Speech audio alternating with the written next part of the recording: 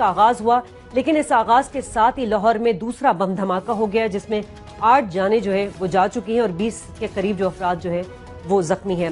ناظرین، سوال یہاں یہ اٹھتا ہے کہ دشمن جو ہے اس تمام عرصے میں، یعنی آپریشن ضرب عضب کے بعد ان تمام عرصے میں ملک سے بھاگے نہیں تھے، شمالی اور جنوبی وزستان میں بھاگے نہیں تھے، بلکہ ملک کے مختلف علاقوں میں انہوں نے اپنے محفوظ ٹھکانے بنا لیے تھے سہولت کاروں کی مدد سے، جس کا عملی مظاہرہ جو ہے ہمیں آج نظر آیا۔ کیا وجوہات ہیں؟ کیا انٹیلیجنس ادارے ناکام ہو چکے ہیں؟ کیا ہماری سول اور عسکری قیادت ایک پیج پر نہیں ہے؟ کیا ہماری پولیٹیکل ول نہیں ہے کہ ہم دہشت گردی کے خلاف جو ہے یہ جنگ جیتیں؟ اسی پر بات کریں گے۔ میرے ساتھ موجود ہیں ڈاکٹر فاروق سلیم اور احتشام الحق، آپ دونوں کو السلام علیکم۔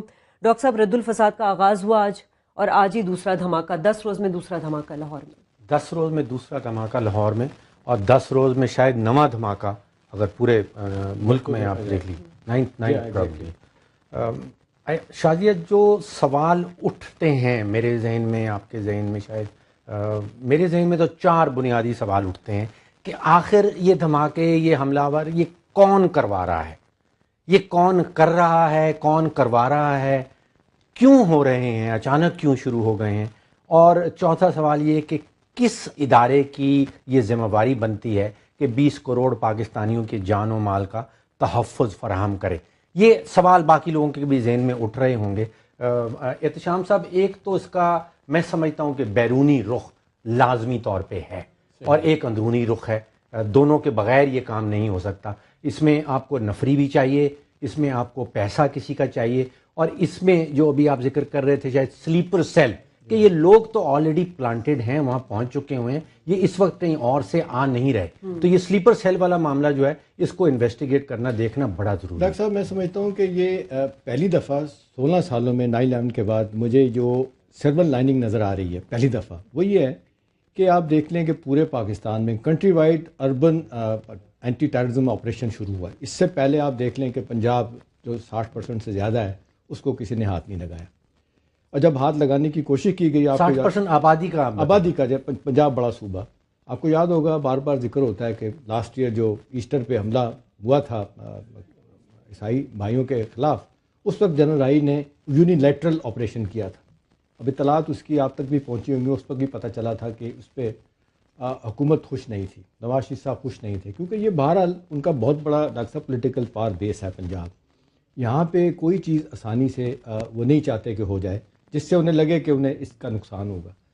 ابھی لیٹسٹ آپ دیکھیں جو اس کانٹیکسٹ میں چیز آ رہی ہے، جو پرسوں کی میٹنگ ہوئی تھی لاہور میں پروونشل ایپیکس کمیٹی کی، اب وہاں سے جو چیزیں سامنے آئی ہیں اس میں یہ طے کیا گیا کہ جی یہ آپریشن صرف آپ دہشت گردوں کے خلاف کریں گے، ریلیجس جو لوگ ہیں گروپس، ان کے خلاف آپریشن نہیں ہوگا، تفریق کر رہے ہیں۔ تفریق کریں۔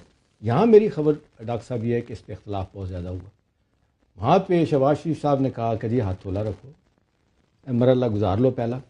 اب اطلاعات یہ ہیں کہ یہ پرائم منسٹر صاحب جب آئیں گے تو بڑے لیول کی میٹنگ ہوگی، تو اس میں یہ ڈسکشن ہوگی، کیونکہ فوج کے لوگ کہتے ہیں کہ یہ اتنا بڑا الزام لے کے، اتنی بڑی ذمہ داری لے کے ہمیں اگر کام کرنے سے روکا گیا جس طرح کہ ہم کرنا چاہتے ہیں، تو شاید ہم وہ مطلوبہ ایک تو بیرونی اینگل شازیہ اس کا ہمیں بھولنا نہیں چاہیے۔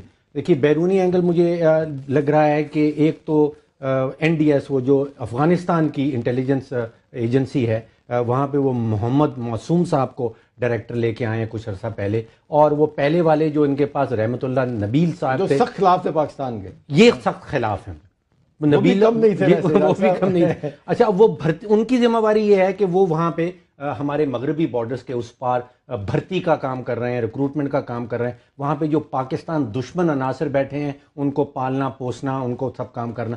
جو پیسہ آ رہا ہے وہ نریندرا مودی اور اجت دووال جو ان کے نیشنل سیکیورٹی ایڈوائزر ہیں، ان کی ڈاکٹرن تو ہم ہمیشہ سن چکے ہیں، ان کے بیانات بھی سامنے آ چکے ہیں۔ دسمبر 31 کو وہ ایک نیا chief of the army staff بھی لے کے آئے ہیں۔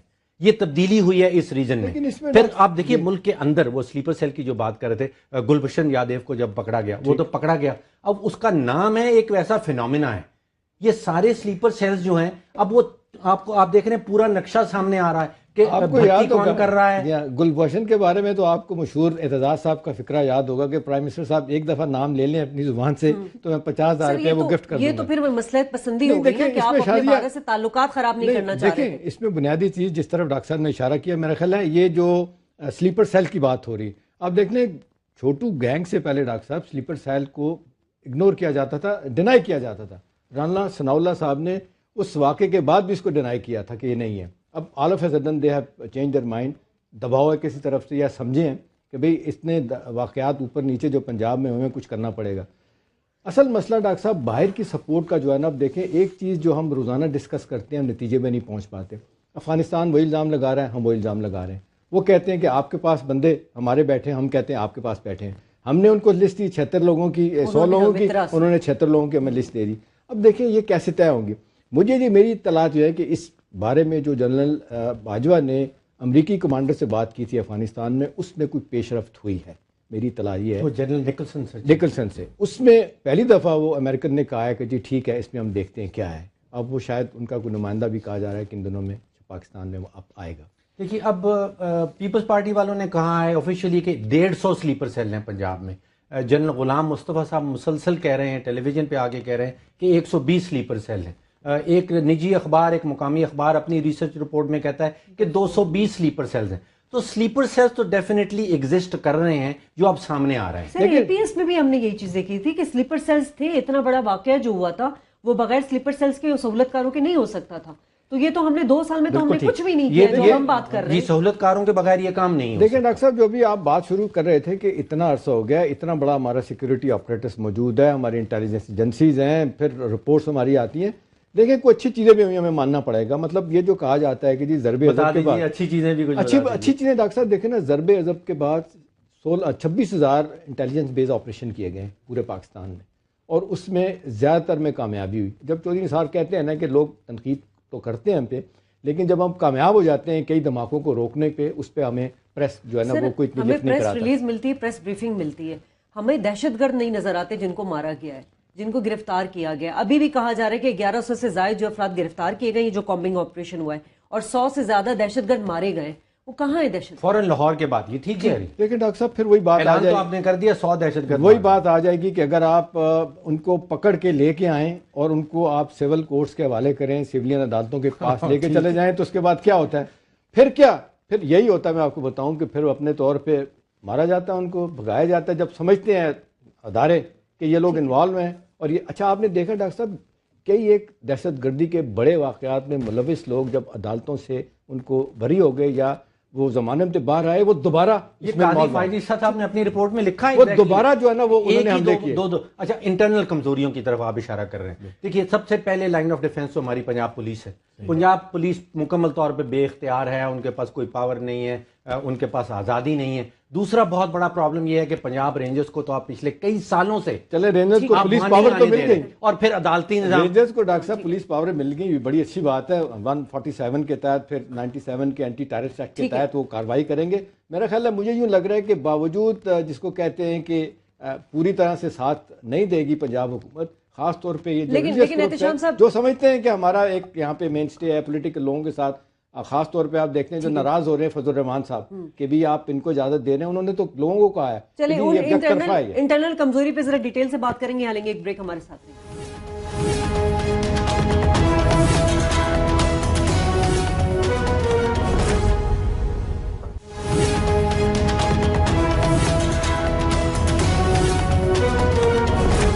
پروگرام میں ایک بار پھر خوش آمدید ناظرین. دہشت گردی کی حالیہ لہر پر بات کر رہے ہیں اور کہاں ناکامی ہوئی ہے, کہاں ہم نے غفلت برتی ہے کہ یہ جو واقعات ہیں یہ پے در پے دوبارہ شروع ہو چکے ہیں جس سے ملک میں خوف و ہراس پھیل گیا ہے. ڈاکٹر صاحب ایبٹ آباد واقعے کے بعد آپ کو یاد ہوگا کہ پارلیمنٹ میں جو ہے وہ ایک مشترکہ قرارداد منظور کی گئی تھی اور کہا گیا تھا کہ ہم پاکستان کی سرزمین کو استعمال نہیں ہونے دیں گے. لیکن اس کے بعد ہی ہم نے دیکھا ہے جیسے کلبھوشن یادو کنٹرول فائنانس اس نے ایکسیپٹ کیا.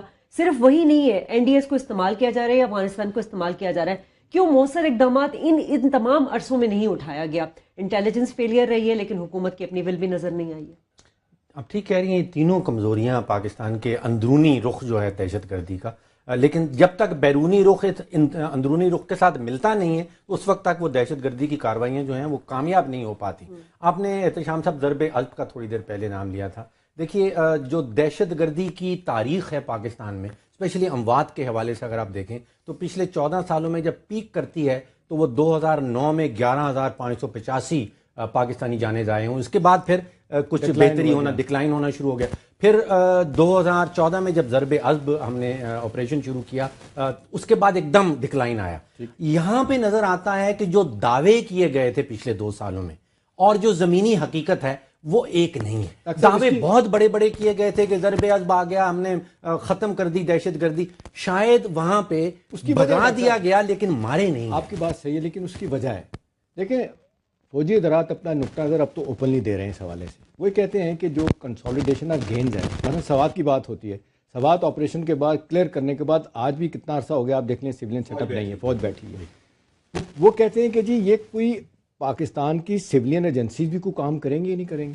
اور پھر میرے خیال میں ڈاکٹر صاحب اس سارے کانٹیکسٹ میں جو بہت اہمیت والا معاملہ ہے وہ ہے ڈی ویپنائزیشن.